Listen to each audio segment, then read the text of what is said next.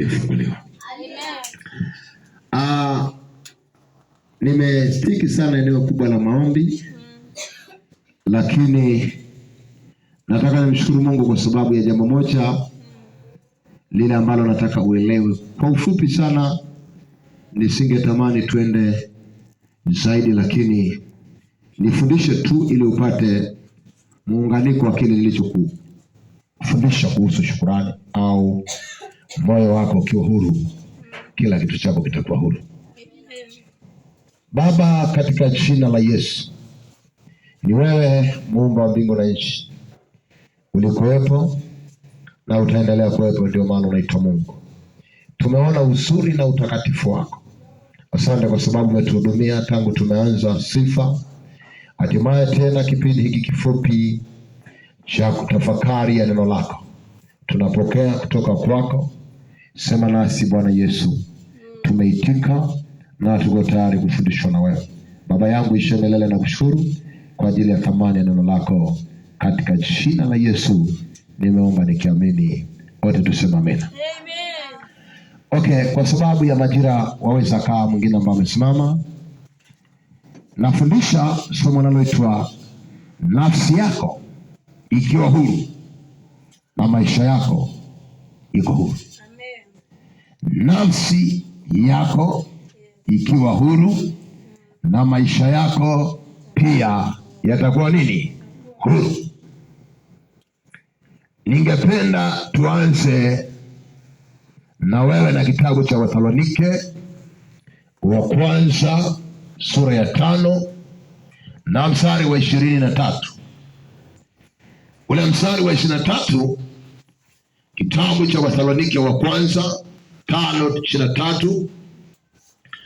Mungu wa amani mwenyewe awatakase kabisa, nanyi nafsi zenu na roho zenu na miili yenu muhifadhiwe muwe kamili bila lawama, wakati wa kuja kwake Bwana wetu Yesu Kristo.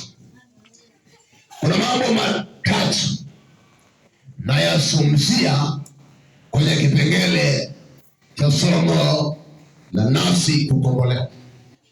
Kwanza, nafsi ni nini? Kwa sababu wengi tunafahamu utendaji wa nafsi kama inahusisha na mambo ya uchawi au uganga. Wengi huo ndivyo akili zao zinawatazamisha. Biblia anasema nini kuhusu nafsi? Nafsi ni kitu gani? Kwa ninapozungumza swala la nafsi, nafsi yako ikiwa huru, ninazungumza maisha yako pia yatakuwa nini? Huru. Sasa ni vema ufuatane na mimi unielewe ninakufundisha nini kuhusu kinachoitwa nini?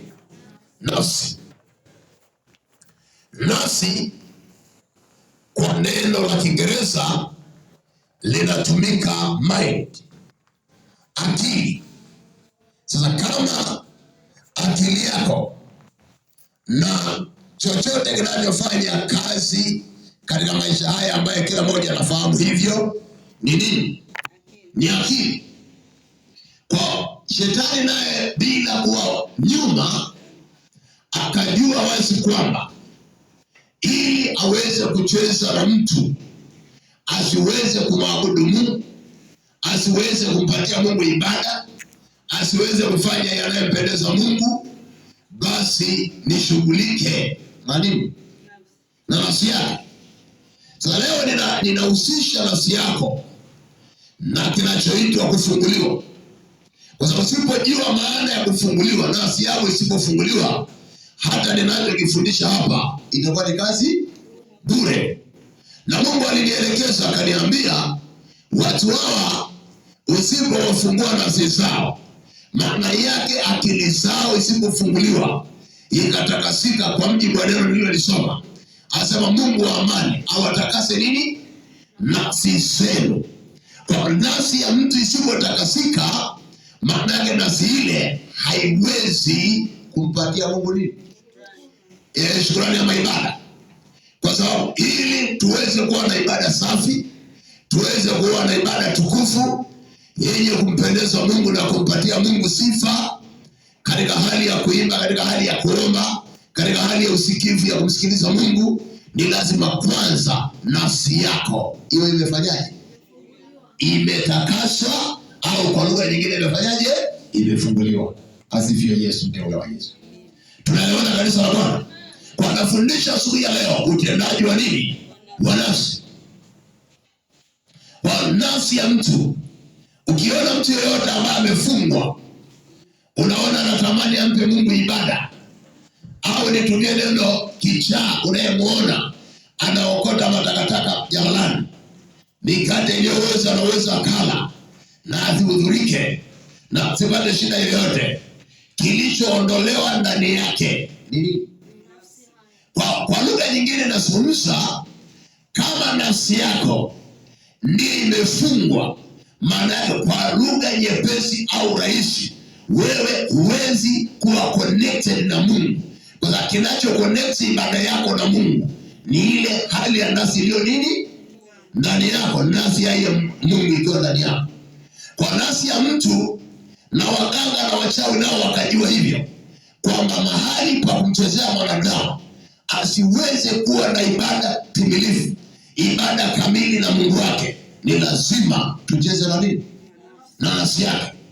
Kwa nafsi kama itachezewa, maana yake tunasema huyu mtu amerukwa na nini? Na akili. Au wengine wanatumia Kiswahili anasema kidogo, labda dishi yake haisomi vizuri.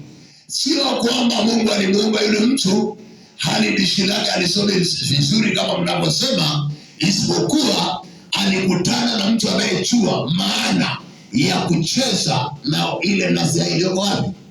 Ndani yake. Kwa saili atakapoichezea hiyo nafsi ndani yake, maana yake shetani sasa ana uwezo wa kumfanya anavyotaka. Labda nihusishe mambo haya. Unakuta mtu alikuwa ameokoka, labda amerudi nyuma, ameanza kuwa mlevi, ameanza kuwa msinifu, ameanza kuwa muongo, ameanza kuwa na tabia ya kujihesabia hata kujiona yuko sawa kuliko wenzake.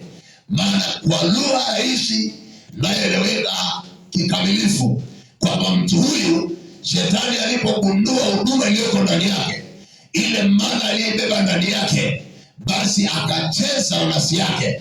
Kwa hiyo badala ya kusimama katika ukamilifu wa kumpatia Mungu wake ibada, sasa amekamatwa nafsi yake, amefungwa nafsi yake. Kwa hiyo yale anayetamani kumpatia Mungu anajikuta tena hana uwezo wa kufanyaje? Wa kumfanyia Bwana wa kufanya, kwa sababu nafsi yake imefanyaje? Imechezewa. Kanisa, kuna mtu ananielewa? Amina. Mungu wa mbinguni awape neema kunielewa, kwa sababu kinielewa hapa ni kuhakikishia mtumishi wa Bwana kuna kitu Mungu atakufundisha leo katika jina la Yesu Kristo. Sema amina uliyebarikiwa na Bwana Yesu. Kwa nafsi ni nini?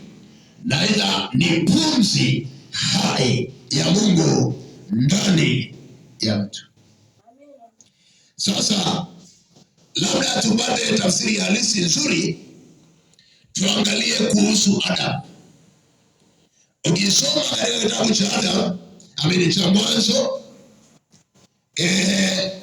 labda kwa sababu ya ninafundisha kidogo, nianzie kile kitabu cha Mwanzo sura ya 2 mstari wa 17 na 18.